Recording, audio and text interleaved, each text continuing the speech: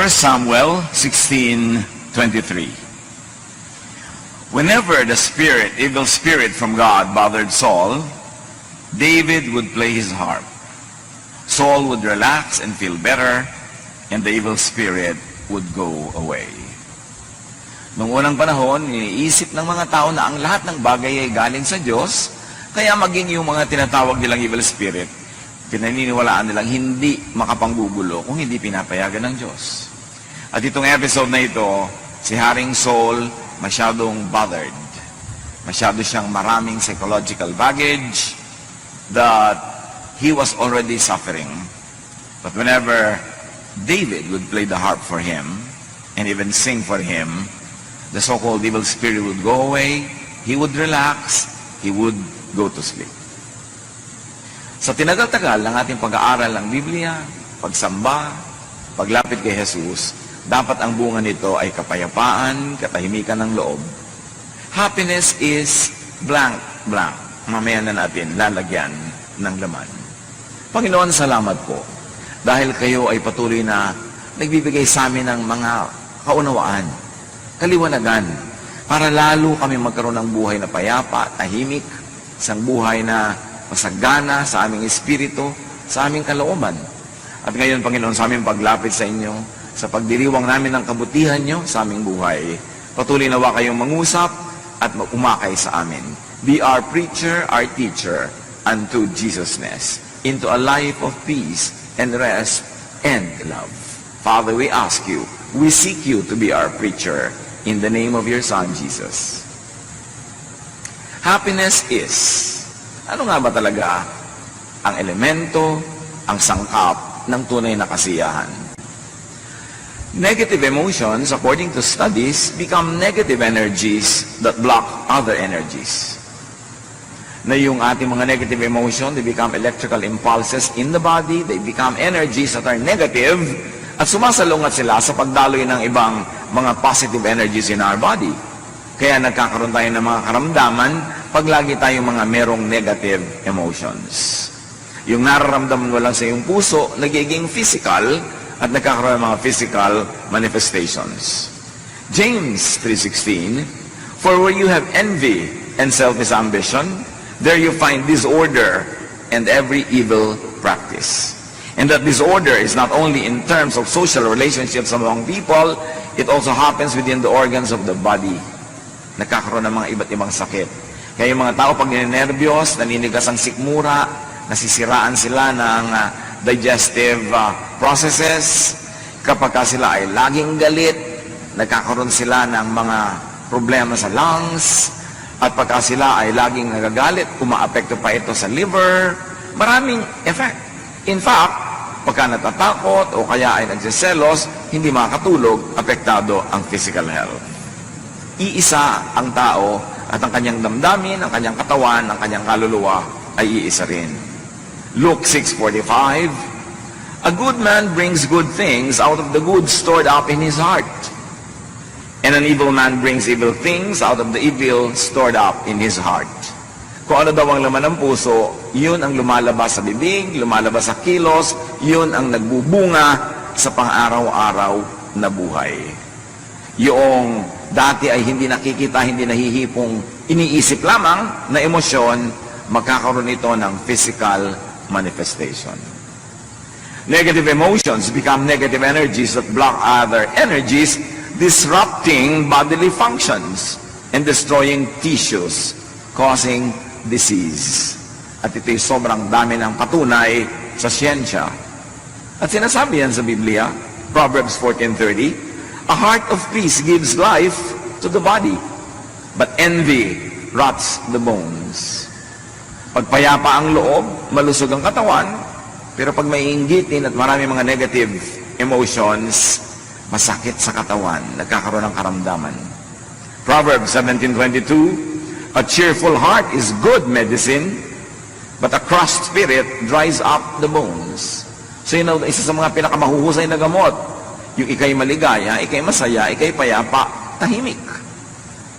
Na kung cheerful ka, kung yung attitude is to find good in everything, to find happiness even in difficult situations, yung ikaw ay optimistic, hopeful, daig mo pa ang merong maintenance medicine.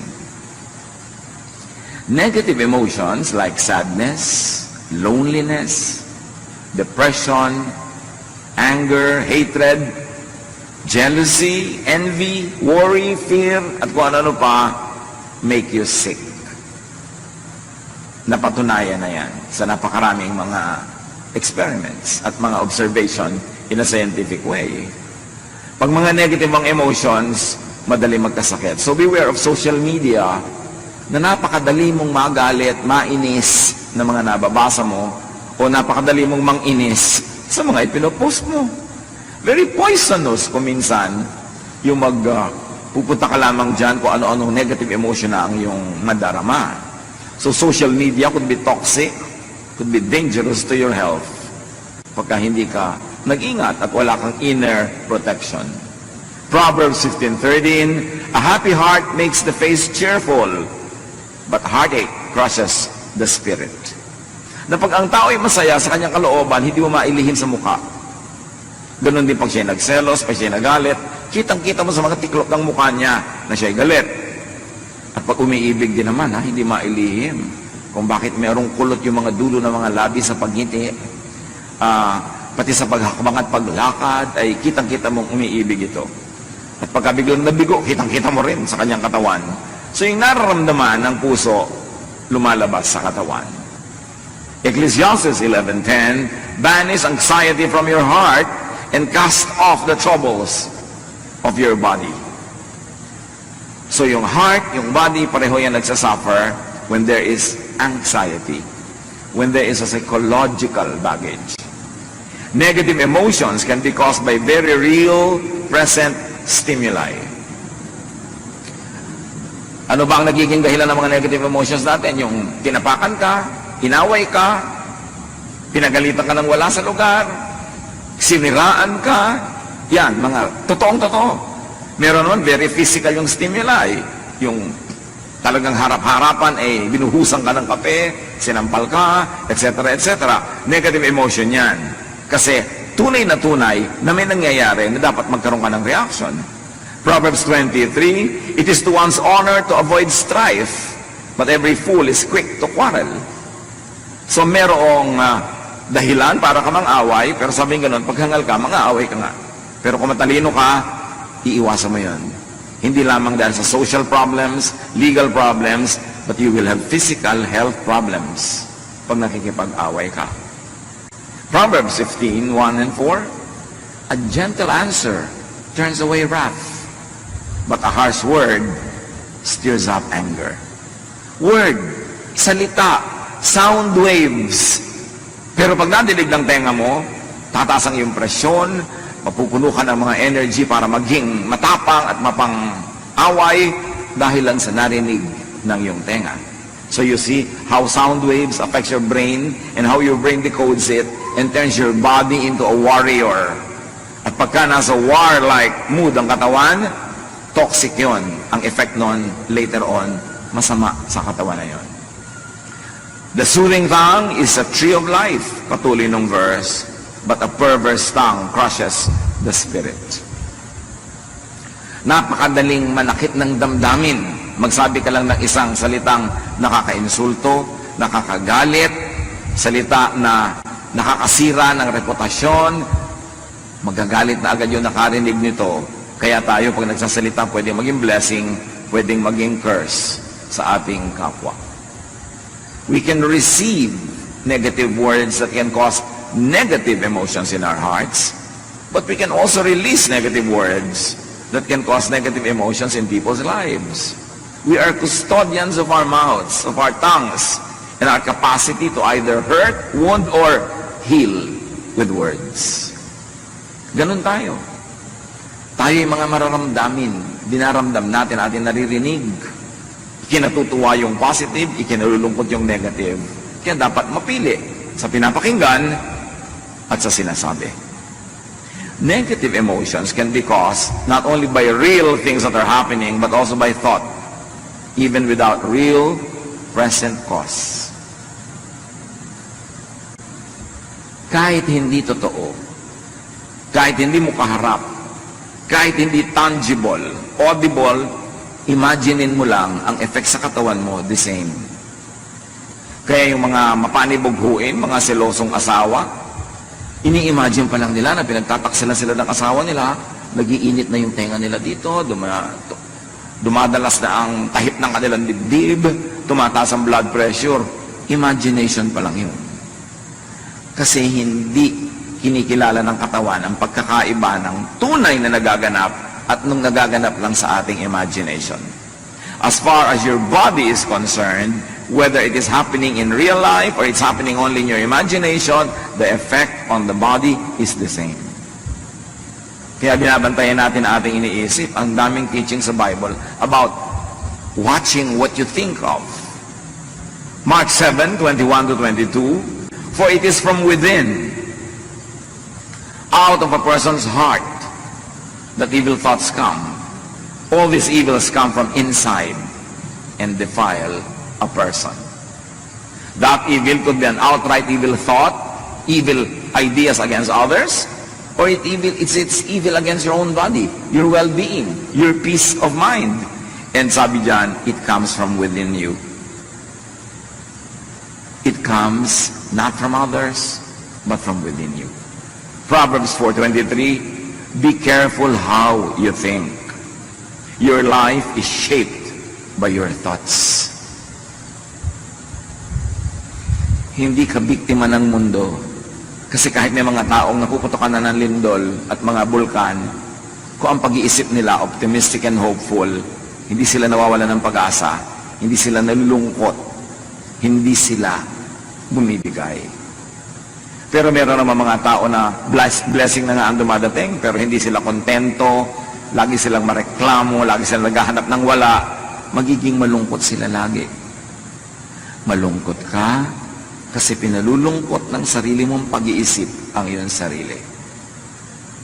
Masaya ka, hindi dahil sa iba, kundi dahil masaya ka mag-isip at napasasaya ng isip mo kahit yung mga hindi naman masasayang mga tunay na nagaganap sa buhay. So it is all happening in the mind. The Bible calls it more often as in the heart. Ang iyong kasiyahan o kawalan nito, ang iyong ligaya o lungkot, depende kung paano ka mag-isip. Hindi depende sa nangyayari sa labas mo sa mundo. Be careful how you think. Your life, your health is shaped by your thoughts. Romans 10:9, if you declare with your mouth, Jesus is Lord, and believe in your heart that God raised Him from the dead, you will be saved. So here, the important message is, belief is thought and word that saves. Na pag nananalig ka, naliligtas ka. You see, what your thought can do, it can even save you, because your faith saves you, and your faith is belief, your belief is thought. You can think your way out of hell, and you can think your way into hell. You can think your way into heaven, into salvation, when you believe. Kaya napakahalaga kung ano ang pinaniniwalaan, kung sino ang pinaniniwalaan, at sino ang sinusundan. Kasi yun ang magbibigay ng hugis, kulay, at tunog sa iyong pang-araw-araw na buhay. Proverbs 23:7, for as he thinks in his heart, so is he. Kung ano ang tunay mong pag-iisip, kung ano ang tunay mong pag-iisip tungkol sa iyong sarili, yun ka. Kaya napakahalaga na meron kang positive na pananaw sa sarili, hindi naman para maging mayabang, hindi para maging mapagmataas, kundi positive. I'm a child of God, mahal ako ng Diyos. Nagkakamali ako, nagkukulang ako, pero mahal pa rin ako ng Diyos. Pinapatawad ako ng Diyos. Gagawin ko ang lahat na magagawa ko para ituwid ang lahat, pero sa lahat ng kulang, pinupuno ako ng Diyos. Ang ending nun, masaya ka, kahit may kulang ka. Hindi mo ipinagdiriwang na kulang ka, kundi ipinagdiriwang mong merong pumupuno sa'yo. Your faith saves you. Your faith saves you not only from the punishment of sin, your faith also saves you from needless guilt, from worry, from fear. Kaya binabantayan natin kung ano yung pinapakinggan, sino ang sinusundan.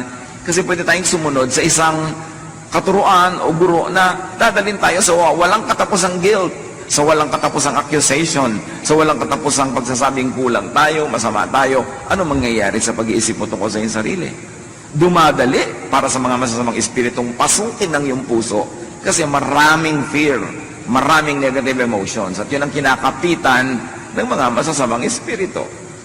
Negative emotions can be caused by remembrance of the negative past.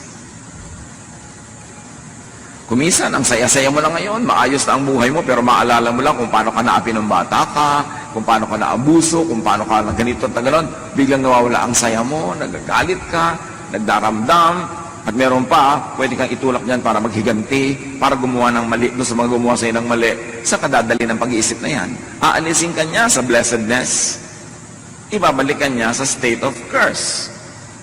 Kaya napakahalaga na yung mga negative past, ipatawad na, patawarin na, hugasan na ng dugo ni Jesus, itago na sa museum, huwag nang ungkat-ungkatin, huwag nang lagi pang bayaan na makaapekto sa buhay natin araw-araw, kasi hindi ka dapat maging bilanggo ng nakaraan, lalo't kung ang nakaraan ay di naman kagandahan. 2 Peter 1:5-9, make every effort to add to your faith goodness, and may add goodness in thought, and to goodness knowledge, in how to think, and to knowledge, self-control, which we read as thought control. Pag pinipigil mo ang iyong isip, mapipigil mo ang paglago ng mga bagay na hindi karapat-dapat para ikaw ay mapasama, mapahamak. Pag nagsisimula ka na magalit, control your thought. Change the topic. Pag nagsisimula ka na uling lumabas na naman ang kutakot-takot ng mga negative things, control your thought. Because if you don't control your thought will control you. And as you think, you become. Kaya mayroong mga tao, sobrang magagalitin. Walang kakwenta-kwenta, galit agad. Kasi galit sa mundo. Kasi marami na siyang galit na inipon sa kanyang puso. Para kumbaga sa puso niya, isang baso, isang patak na lang, puno na, aapaw na. Kaya kahit sino yung makapaglagay doon ng patak na nakaka-irritate sa kanya, aawayin na niya, makikipagagalit na siya. Kahit walang kabagay-bagay. Kasi puno. Kaya dapat yan na ipasa Diyos na, kalimutan ang mga nakaraan na hindi maganda, yung mga sama ng loob, yung mga itinatanim nating mga tampo, alisin na, kasi lagi kanyang pahihirapan. For if you possess these qualities in increasing measure, they will keep you from being ineffective and unproductive in your knowledge of our Lord Jesus Christ, the knowledge that brings you into peace. True knowledge of Jesus Christ brings you in a state of peace, of serenity, of love. Sayang ang religion na 40 years na, 35 years, 34 years, tapos hindi ka pa rin payapa, hindi ka pa rin tahimik, ang dali mo pa rin matakot, ang dali mo magalit, at ang dali-dali mong mag-guilty na parang wala kang Diyos na tagapagligtas, parang hindi ka mahal ng Diyos. Sayang ang lahat na iyong pagpupagod sa mga religious activities. But whoever does not have them is blind, forgetting that they have been cleansed from their past. Tayo'y nalinis na, napatawad na, at mayroong isang one wholesale paglilinis at patawad. Nung tinanggap mo si Jesus sa iyong buhay, nanalig ka sa Kanya, pinatawad na ang lahat ng daladala mo ngayon, yung kahapon at dadaling pa sa kinabukasan. That's why you have passed from death to life. Hindi ka na dapat laging matakot na araw-araw na naman, nawawala na naman yung kaligtasan mo na yan, kasi nga, you pass from death to life, although hindi dapat gawing lisensya para mamuhay ka ng wild. Pero nabubuhay ka, cognizant of the fact that you're human, that you do your best, but you know that it will never be enough all the time, na sa mga kulang mo, yun ang pinupunan ni Jesus, kaya kami tagapagligtas. That is what Jesus na should bring you into, a life of peace, in spite of who you are, in spite of your reality, and in spite of your perfection that manifests every now and then. Hindi ka dapat magpadaya na tuwing nagkakasala ka, nagkukulang ka, eto ka na naman, taga-impyerno ka na naman, kasi minsan lang. Jesus died once for all. Pag na-appreciate natin yung tunay na kahulugan ng grasya ng Ama sa pamamagitan ng anak, magkakaroon ka ng kapayapaan. kahit hindi ka naman karapat-dapat kasi wala sa ating karapat-dapat. Kaya luwalhati ng Diyos yung kanyang pagliligtas sa atin by grace through our faith in the Lord Jesus Christ. Philippians 3:13, dahil sa mga napakaraming nakaraan na mabigat at masakit, one thing I do, forgetting what is behind and straining toward what is ahead. Ganyan daw dapat ang pamumuhay para magkaroon ka ng happiness. Kalimutan mo na yung hindi maganda, yung masakit sa nakaraan, at ang iyong pagsikapan ay yung makarating pa sa napakaraming magandang plano ng Diyos para sa iyo. Move toward what is immediately ahead. Huwag din naman yung too far off. Kasi pag sobrang layo din ng iyong projection, sobrang layo ng iyong iniisip, magwo-worry ka na naman yan.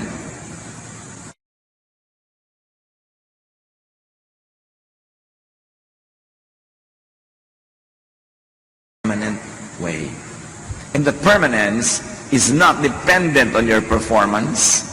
It is dependent on the performance of Jesus on the cross. Kaya meron ka dapat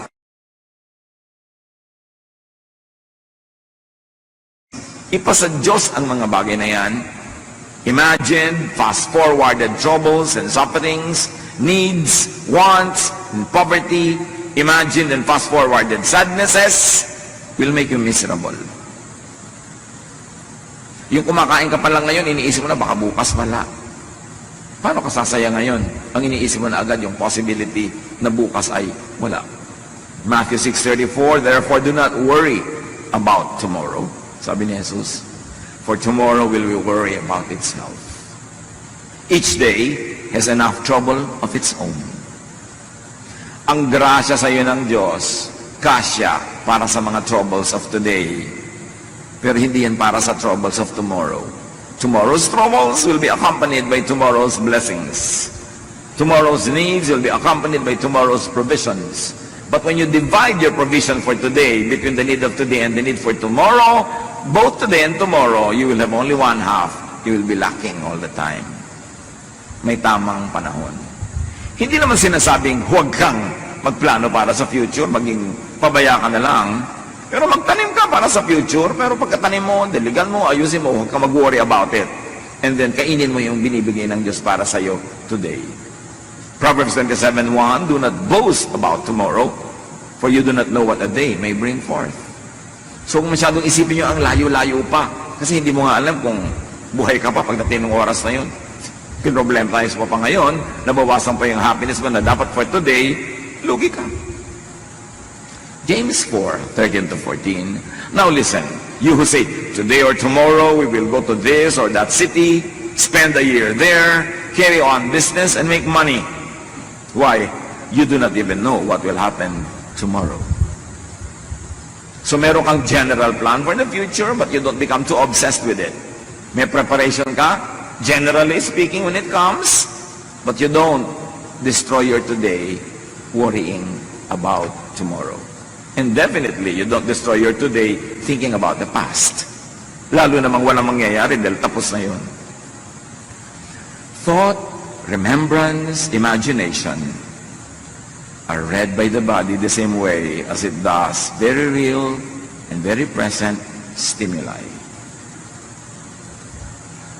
Yung mga guni-guni, mga gunita, mga imahinasyon, kahit hindi yan nangyayaring totoo, pag iniisip natin, ang interpretation ng katawan natin, totoong nangyayari.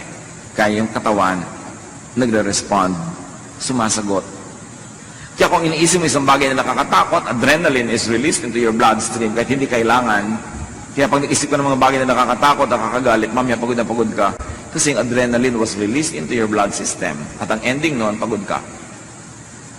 Bantayan ang iniisip. Yung mga nag-iisip ng problema, at least kung problema ang darating sa future, they suffer at least twice.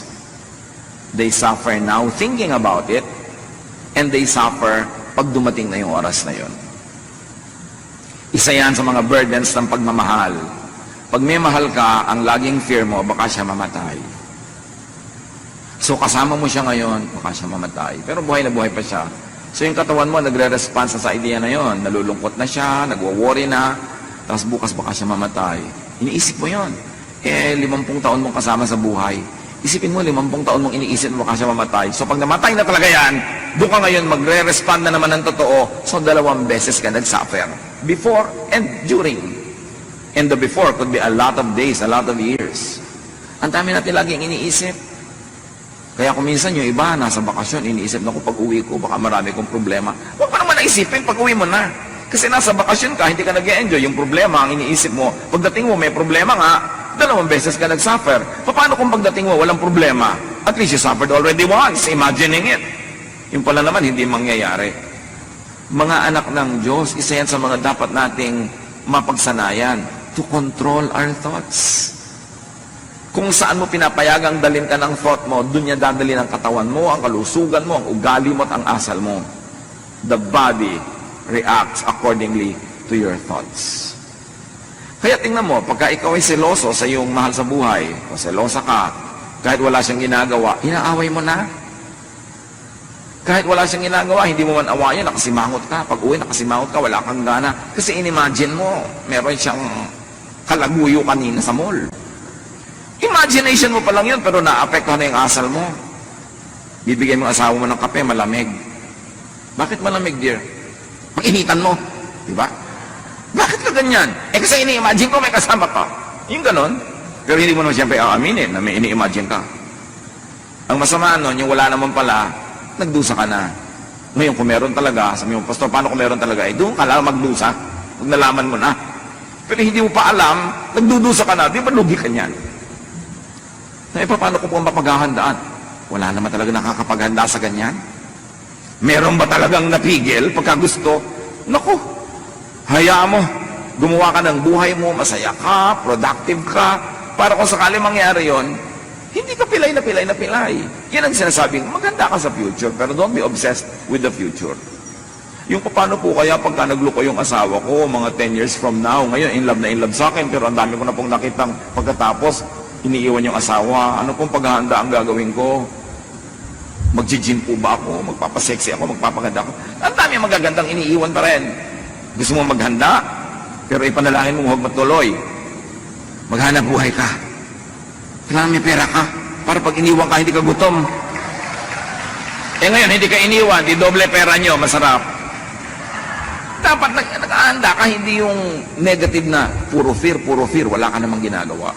Imagine, and you will feel. Imagine in your body experiences very physical effects of thought. Kaya yung halimbawa, matatakotin. Sa gabi, ayaw matulog mag-isa, ayaw patay ang ilaw. Sa kabilang kwarto, meron kang isang kasambahay doon na tahimik at masarap ang tulog, ikaw hindi. Bakit? Anong pinagkaiba? May multo ba sa kwarto mo at sa kanya wala? No. Magkaiba kayo mag-isip. Tinatakot mo ang sarili mo. Naku, amoy kandila. Mabuti nalalayo ang mga lamok. Kaya ka matakot sa mga ganyang bagay. Paano mo kinokontrol ang isip mo o ikaw ang kinokontrol niya? Your body suffers, gets tired, and gets sick. Ayon sa opinion ng maraming mga health practitioners, napakaraming sakit ang aalis sa katawan natin kung positive lang tayo mag-isip. Kasi kung ikay laging takot, laging galit, bumababa ang immune system mo. May dumadaan lang na hatching ng kapwa, may sakit ka na rin mamaya. Kasi negative ang attitude mo, galit ka. Mahirap daw tabla ng mga sakit yung masasaya. At may mga experiments sa mga hospital observation, yung mga cheerful patients, mas mabilis tablan ng gamot ng mga protocols na ginagawa sa kanila kaysa yung mga taong naging negative. Kaya daw maraming dalaw, lalo yung mga dalaw, nag-aabot-abot ng mga pera, may daladalang prutas, mas mabilis gumaling. Pero yung may dalaw ka nga, tapos kakainin nila yung pagkaabutan nila sa kwarto mo, nabibinat ang may sakit. Kasi emosyon mo, nakaka-apekto talaga. Yung doktor, dumadating pa lang, sasabihin, mukhang bang kayo doktor na ito, hindi ako mapapagaling. Paano katatabla ng administration niya? Negative na yung iniisip mo agad. Kaya may tinatawag na placebo effect. Isang grupo ng pasyente, pinainom ng gamot na hindi naman talaga gamot, kunwari lang. At yung isang grupo, pinainom din ng gamot na yon. Yung mga naniniwala na gamot yon, nanggalingan. Kahit hindi talaga gamot yung inom. Kasi yung pananalig mo, yung pag-iisip mo, takes command of your body. That is the part of us that was made in God's image. There's power in our thought. There's power in our words. Kaya iniingatan din natin ating mga salita na hindi laging negative. Because by saying many negative things, we're actually praying in the negative. But saying very positive and encouraging and beautiful things actually are prayers. Even without the amen ending, prayer ang lahat ng iniisip at sinasabi ng tao. Hindi dinidelineate ng heaven yung statement, yung mura, yung prayer na formal at yung iniisip. Pare-pareho lang yung nagre-register. Kaya bantayan. Fix your sight, your attention, your thought on Jesus. Nagkakasala ka, nagkakamali ka, fix your eyes on Jesus. Not to abuse His kindness, but to lovingly and gratefully receive His grace. Hebrews 12, 1-2. We must get rid of everything, and I say every thought that slows us down, especially the sin, and if we may read it as negative thought or lack of faith, that just won't let go.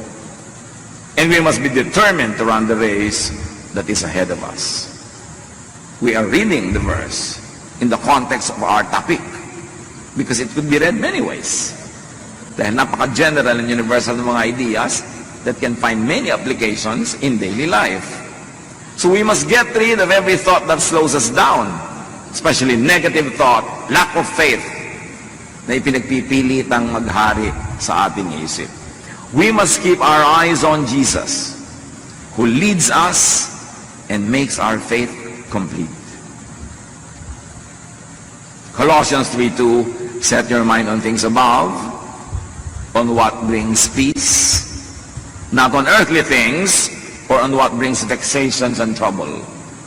Psalm 94:19, when anxiety was great within me, your consolation brought me joy. You see, what do you focus on?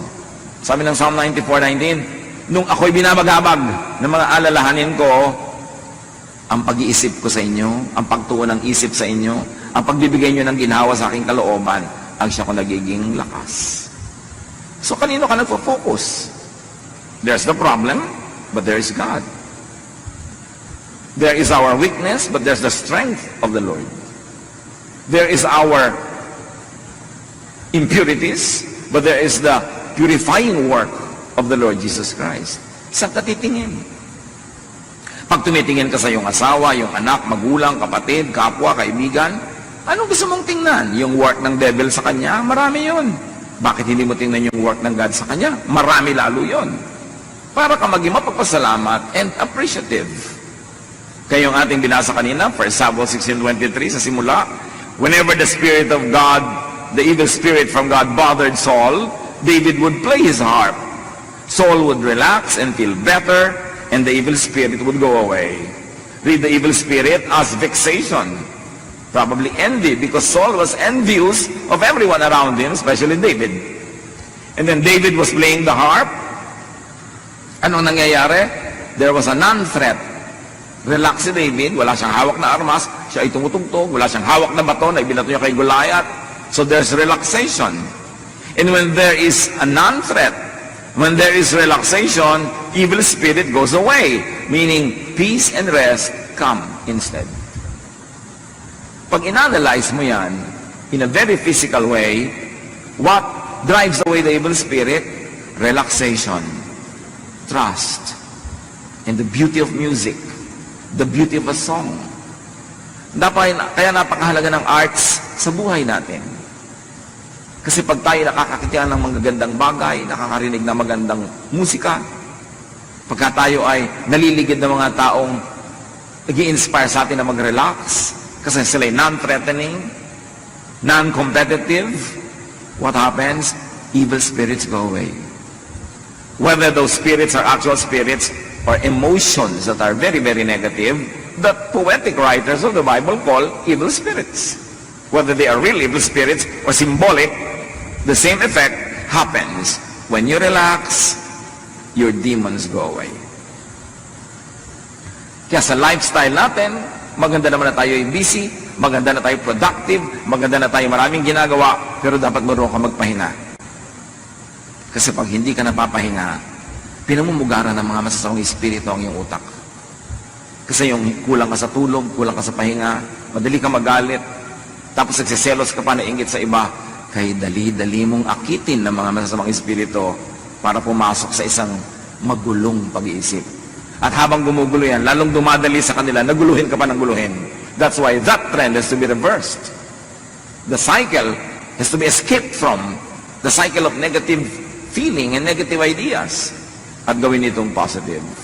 Romans 8:6, the mind governed by the flesh is death, but the mind governed by the Spirit is life and peace. Mind. Our mind is the biggest battleground. Pag natalo ka na sa loob ng isip, matatalo na ang iyong katawan, matatalo na ang iyong ugali, matatalo na ang ginagawa mo sa labas, at pakikitungo sa iba, talo ka na. Ang nananalo sa spirit, sa isip pa lang. Our battle is not against flesh and blood, but against powers, against principalities in the air, or if you like to say it, principalities and powers in the brain, in the mind. Yung mga umaagaw sa atin, sa ating pag-iisip, sa ating value system, sa ating behavior. Negative emotions make the body go in fight or flight mode, marshalling and expending precious energy, and they cause stress, imbalance, illness, and damage to the body. Mga kapatid, kung meron sa ating sakitin, may dumaan lang na ibon, may sakit ka na. May konting alalahanin lang, sobra ka ng inuubo. Laging masakit ang ulo, masakit ang bewang, masakit ang paa, masakit lahat. Paki-review ang paraan ng inyong pag-iisip. Baka kayo malungkutin, madrama, masuspetsa, maselos, lalo mainggitin. Napakarami mga mainggitin, lagi may sakit. Hindi nakakapagtaka yun. Kasi ang inggit, parang anay yan na kumakain sa loob ng iyong puso. Magkakasakit ka. Hindi ka pwedeng mainggitin na hindi ka nagkakasakit. Kasi pagka tuwing umaasenso yung buhay nyo ng kapwa, sumasama ang pakiramdam mo. Mayroon nga mga Korean na nagsabi, because of their excessive progress or so-called materialism daw ngayon, whenever the house of your neighbor gets an extension, you have heart attack. Dahil nagkakainggitan. Mayroon sobrang kompetisyon. Pag ikinalulungkot nyo ang pag-asenso ng kapwa, kakasakit kayo. Pagka gusto nyo masama ang mangyari sa kapwa, bago pa makarating sa kanya yung masamang thought, nasa loob na ng isip nyo, mangyayari na yun sa inyo in many ways. Anger, jealousy, envy is like acid. It destroys its container before it could destroy others. Kaya bantayan natin ang ating isip kung ano yung pinaglalagay natin dyan. Kasi dyan nagsisimula ang ating sakit o paggaling. Importanteng kontrolin yan. James 4:1, what causes fights and quarrels among you or within you in your person? Don't they come from your desires, from your feelings that battle within you? So you see, feelings that battle within you cause a lot of imbalance and it will cause a lot of problems. Isaiah 40:30-31, even youths grow tired and weary, and young men stumble and fall. But those who hope in the Lord will renew their strength, will renew their thought, will renew their emotions, because those whose thoughts are in the Lord become well. They will soar on wings like eagles. They will run and not grow weary. They will walk and not faint. At ano lahat ang source noon? When you hope in the Lord. When you are positive. When you believe, you will have abundant, even above normal strength. You will run and not be weary, sabi in a poetic way. You will always renew your strength. Why? Because you hope in the Lord. Nananalig ka, kumakapit ka sa Panginoon, madilim man, Sumusunod kang nakakapit sa kanyang nagtitiwala. Dumadaan ka man sa mga hirap. Alam mong may pag-asa. At lalabas ka rin dyan sa lalong madaling panahon. These are the people who emerge from their troubles. It's a matter of how you think. 1 Peter 5:8, be alert and of sober mind. Which really means watch your thoughts. Your enemy, the devil, prowls around like a roaring lion looking for someone to devour. Or may I say, looking for a brain to colonize. Mag-iingat ka sapagkat ang kaaway mo, ang diablo, ay nagmamanman, naghihintay lang ng pagkakataon para pasukin ang utak mo. Para ka bigyan ng doubt, para ka bigyan ng galit, bigyan ng inggit, bigyan ng kung ano-ano, para masira ang diskarte mo sa buhay at masira niya ang iyong katawan, ang iyong ugali, ang iyong relasyon sa mga tao. Sunod-sunod na yan, chain reaction. The mind is the devil's target. It is where the devil likes to dwell and rule. Kaya pag sinabi natin, thy kingdom come, thy will be done on earth as it is in heaven, we are saying, Lord, rule in our minds. Rule in our thought life. Kayo maghari sa paraan ng aking pag-iisip. Bantayan ko kung sinong pinatitira ko sa loob ng aking utak. So happiness is positive thoughts. Happiness is positive emotions. Ilagay nyo na ang title. Positive emotion. Hindi positive happenings. Kasi kahit positive ang happening, kung negative ang emotion mo, hindi ka pa rin happy. Pero kahit negative yung nangyayari sa labas, kung positive ang emotion mo, happy ka. So ang iyong kasiyahan, ang iyong kalungkutan, nasa iyong pag-iisip. Huwag mong sisihin ang mga Hapon at mga Kastila. Huwag mong sisihin ang buwan o ang mga planeta, nasa pag-iisip mo yan. And you must take control of your thought.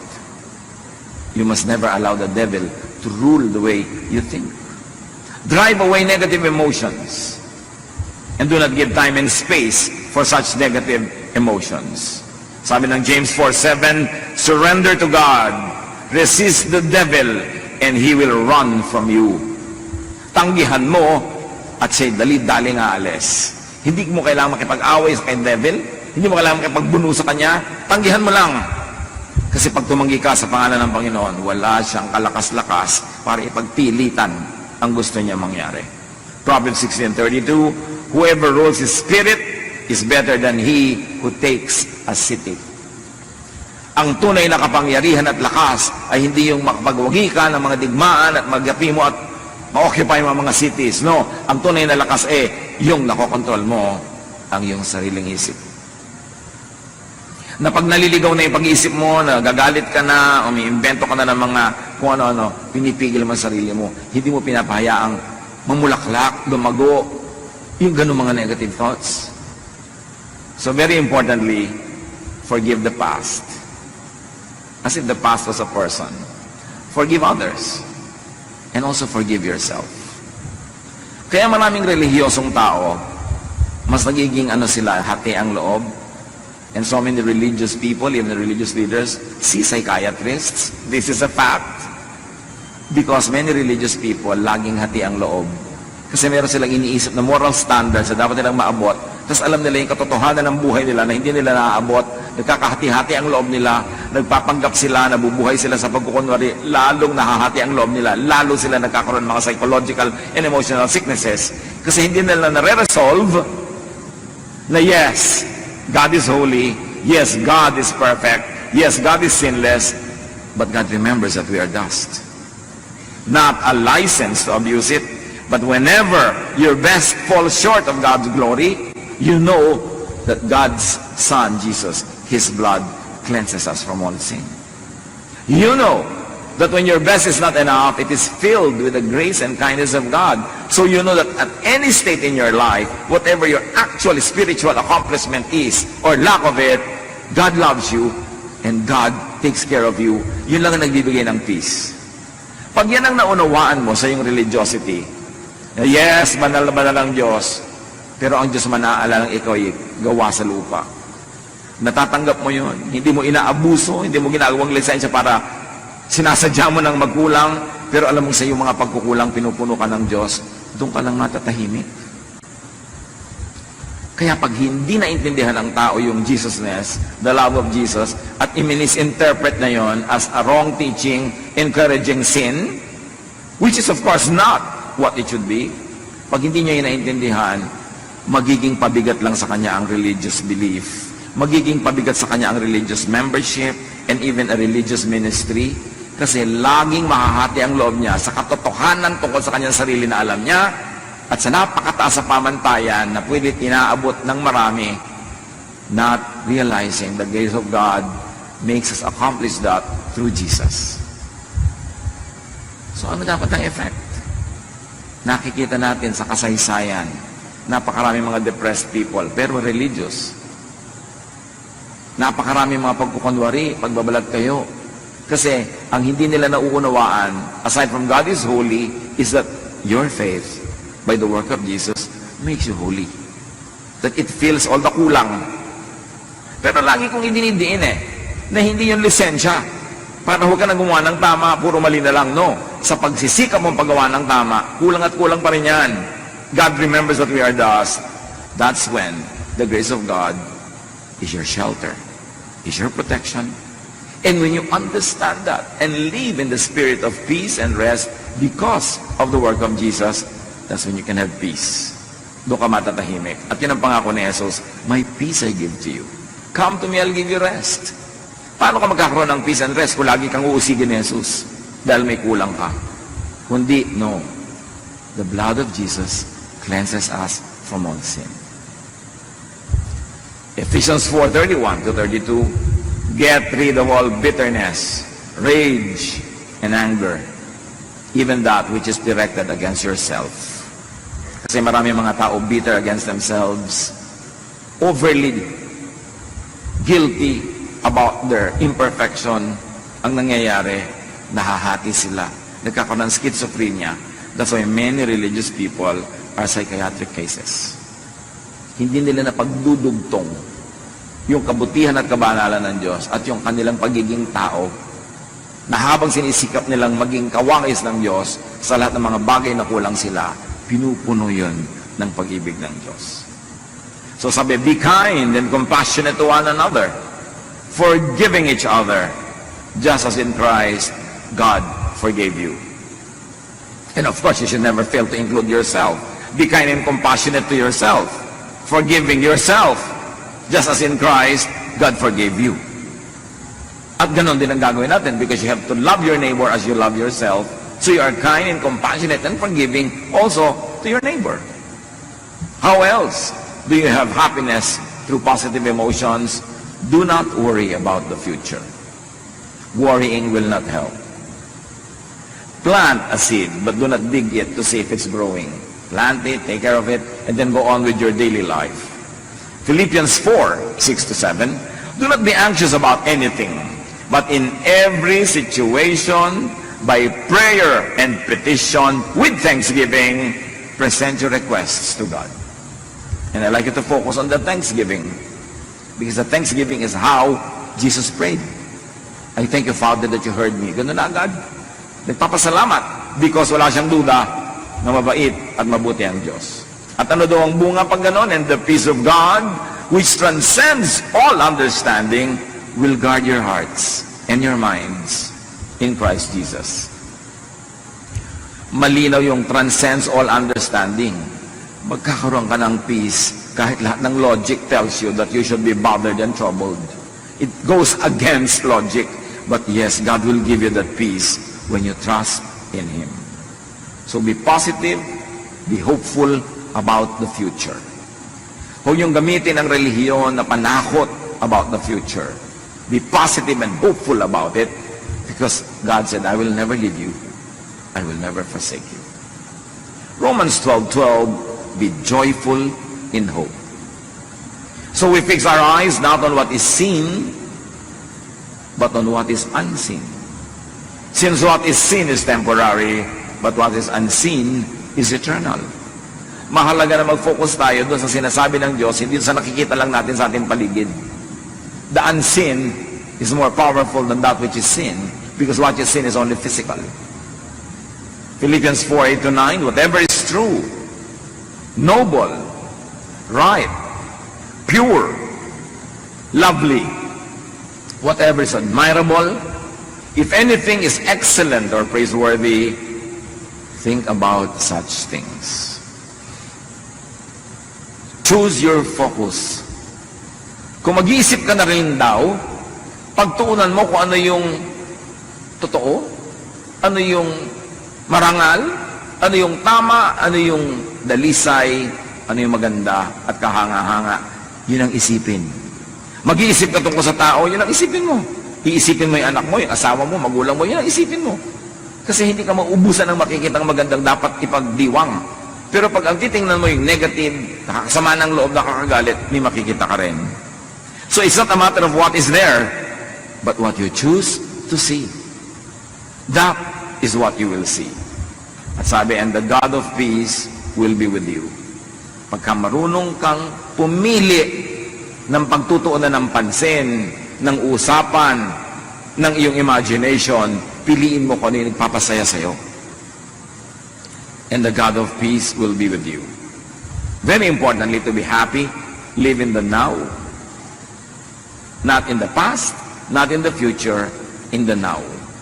Yung needs mo now, meron niyang provision. Yung needs mo in the future, pag inisip mo ngayon, magwo-worry ka. Lalo naman yung mga needs mo in the past na pinagluluksa mo pa hanggang ngayon, parang kailan ka makakalaya mula doon? Psalm 118:24, this is the day that the Lord has made. We will rejoice and be glad in it. This is the day we will be glad in it. I will not worry about tomorrow. I will not mourn about the past. I will live in the now. Because God's provisions for now is all more than sufficient for now. Lamentations 3:22-23, the steadfast love of the Lord never ceases. His mercies never come to an end. They are new every morning. Great is your faithfulness. So the love of the Lord is new every morning. The mercies of the Lord are new every morning. The provisions of the Lord are new every morning.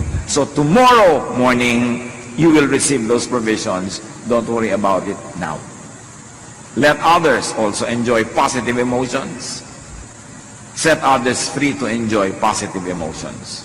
Meaning, huwag ka naman mang-asar. Huwag kang manggalit. Huwag kang manginggit. Huwag kang gumawa ng mga bagay na ikaiinis, ikagagalit ng iyong kapwa. Maawa ka rin sa kanya. Kasi bawat tao, survivor.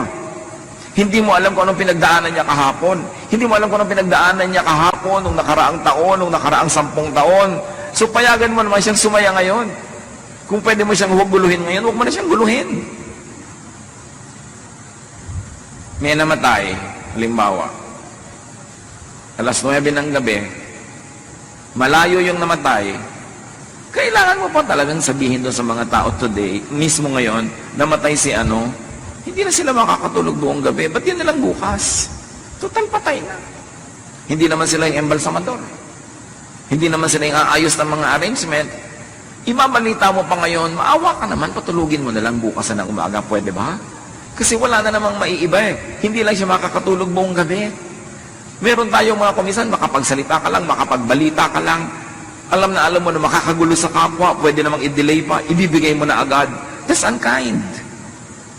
Unless stakeholder yung tao, unless yung kanyang immediate attention and knowledge of it would change and make things change for the better. Pero may mga bagay na ipinagpapabukas na. Kasi naaawa ka doon sa taong hindi na lang makakatulog ngayon. May mga bagay na hindi mo na ikinukwento. Yung mga, alam mo ba, doon sa kabilang mesa, pinag-uusapan ka, ganito ka daw, ganon. Ano magagawa niyo doon sa mga matatabil na dila na yon?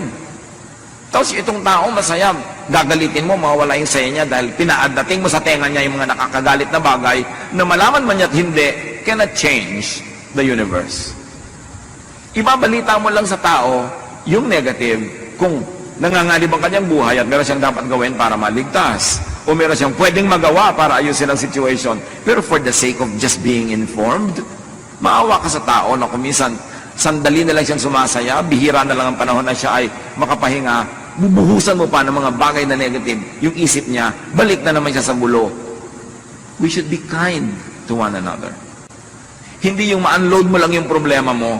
Ay naku, salamat naman, gumaan ang loob ko. Nasabi ko sa iyo, oo nga kasi loob ko ang bumigat. Gumaan nga ang loob mo at may expense. May mga ganun, huwag kang pagaan ng loob mo, tapos ibubunton mo lang sa iba. O kaya, hindi rin naman gagaan yung loob mo, bubuntunan mo pa siya, idadamay mo pa. Ang dami-daming ipinagdurusan ng tao. Kung kaya mo na huwag nang dagdagan pa yon, huwag mo nang dagdagan.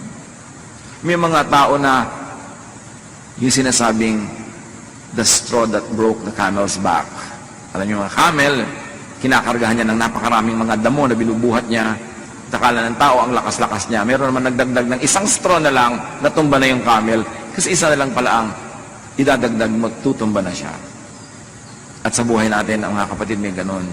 Yung bang ang dami mong dala, ang dami mong lungkot, ang dami mo nang alalahanin. Kung pwede lang sabihin sa mga tao, please, kung may sasabihan ka na magdadagdag ng lungkot ko ngayon, huwag na muna, hindi ko na kayang madagdagan to. Baka masampal na kita. Kahit hindi ikaw ang may kasalanan, nagdidilim na kasi ang isip ko. No? So, please lang, huwag muna akong dagdagan ngayon. Mga kapatid, makiramdam naman tayo. Makiramdam tayo. Lalo itinetext mo lang yung problema. Naiinis ka sa kapitbahay mo, ite-text mo pa doon sa pinsan mo. Hindi mo alam kung ang dami na niyang dala ngayon dadagdagan mo pa. Hindi mo pwede sarilinin mo na lang yung inis mo sa iyong neighbor. Ba't kailangan mong ipasa? Be kind. Luke 17:3. If your brother or sister sins against you, rebuke them. Sino daw nire-rebuke? Kung sa'yo talaga nagkakasala. Aba, nakatapak yung paa niya sa'yo, ang bigat-bigat ng bakya niya, rebuke them. Kasi ikaw yung natatapakan. Pero hindi naman ikaw yung naapektuhan, hindi ka sa kanya nagkakamali. Huwag kang mag-rebuke na mag-rebuke. Akala naman natin, kung mo churchmate mo, rebuke ka na lang rebuke. Sabi, if your brother or sister sins against you, yung ikaw talaga ang directly, significantly affected and damaged, rebuke them. And if they repent, forgive them. Pero hindi ka rin rebuke ng iba na hindi naman siya sa'yo nagkakasala. Hindi ko mo member mo rin ng the same church or fellowship, ikaw na to si Mrs. Madam Rebuke, si Mr. Rebuke, na pinapabigat mo ang damdamin ng mga tao, imbes unahin mo muna silang tulungan. Help others have and enjoy positive emotions. Kasi marami ng dala ang kapwa. Romans 15:2, each of us should please our neighbors for their good to build them up. So stop scaring people. Stop making others worry. Stop provoking others into negative emotions. Kung hindi kailangan, huwag na tayong manakot.